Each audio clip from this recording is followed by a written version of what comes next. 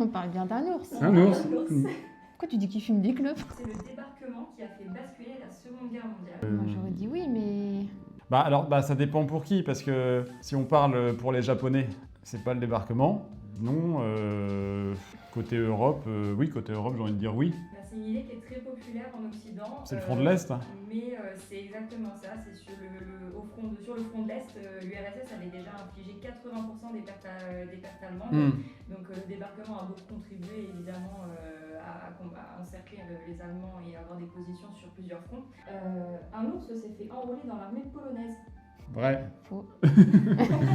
Vrai, et il s'appelle... C'est assez court. C'est Voshka. Voshka, non. Presque. Wojtek. Wojtek. Wojtek, voilà, Wojtek, c'est ça. Il fumait des clopes. Oui.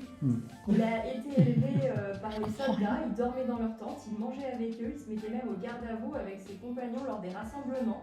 Et il a effectivement été envoyé sur plusieurs missions pendant la Seconde Guerre mondiale et un peu après. Ouais. Mais attends, Et il faisait partie du coup, en tant que soldat. on parle bien d'un ours. Un ours. Pourquoi tu dis qu'il fume des clopes? Parce qu'il fumait des clopes. N'importe quoi. Non, c'est vrai, premier degré, il fumait des clopes. Genre il prenait son petit paquet. Le mot de la fin. J'ai l'image de l'ours avec ses clopes. Mais le fait de rouler les clopes avec ses grosses pattes, tu vois. Oh, mais c'est trop gros.